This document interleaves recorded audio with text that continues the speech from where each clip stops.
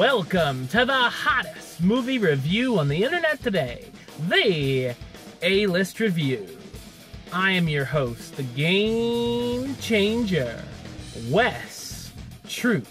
And as you can see, it's time to go back to the movies. And for this review, I'd like you to be my guest. That's right, because I'm going to be checking out the live-action remake of one of the first films I ever saw in theaters. That's right, when I was little Wes, when I was a little pimp.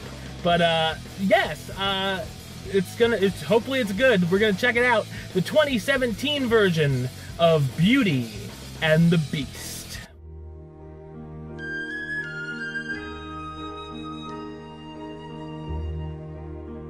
One night at a prince's castle, an old beggar woman asks the prince for shelter.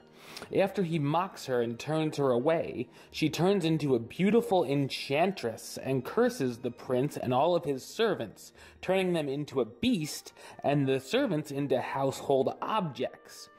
To lift the curse, he must have someone fall in love with him before the last petal of a rose she gave him falls. Years later, an elderly man stumbles upon the castle and is taken prisoner by the beast. His daughter Belle comes looking for her father and takes his place as the beast's prisoner. With the help of the servants, Belle soon realizes there's more to the beast than there seems, and they begin a friendship and possibly begin to have feelings for each other. However, the jealous Gaston, who's in love with Belle, may have something to say about it. So what did I think of Beauty and the Beast? I thought it's an excellent fantasy musical remake.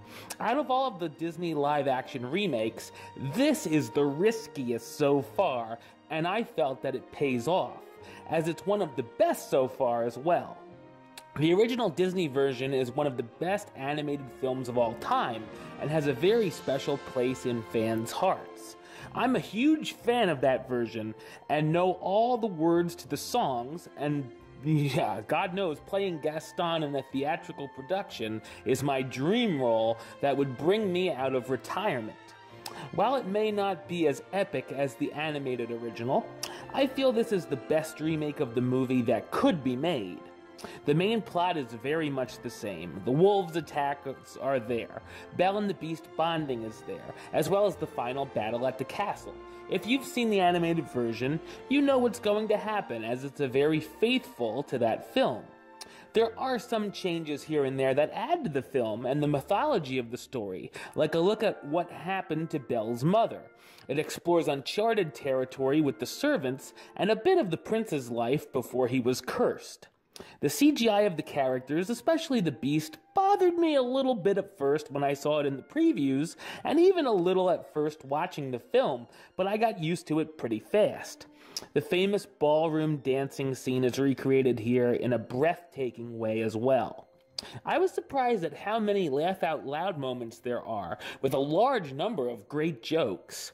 There's also the touching and emotional moments between Belle and the Beast, and Belle and her father, as you would expect. All the classic songs, which are some of Disney's best, are here as well, including Belle, as we meet our heroine and she goes through town. The wonderful villain song, my personal favorite, Gaston, the show-stopping Be Our Guest, and of course, Beauty and the Beast as the characters dance. They're all done in a spectacular fashion. There are a couple of new musical numbers added as well, with a new solo song for the Beast that fit in perfectly fine.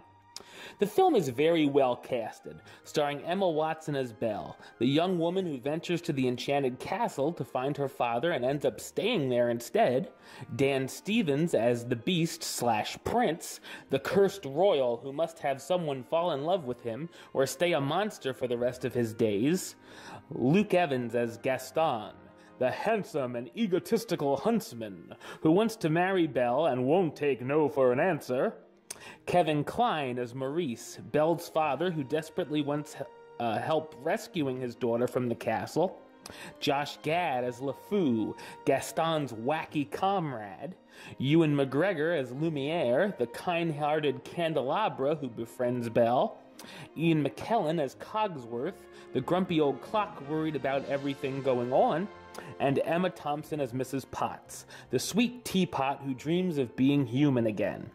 I'm sure avid fans of the original will nitpick here and there about things, but the nice thing is about remakes is that they don't replace the original like it never existed.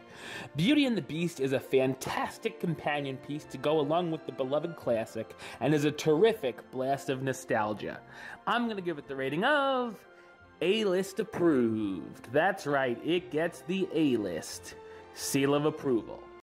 Alright, well, that's the show. I'll be back with another review very soon. I was planning on checking out the Belko Experiment this weekend, but it didn't come to any of my local theaters. If I get a chance to branch out and get a chance to see it, you know I'll be putting up the review.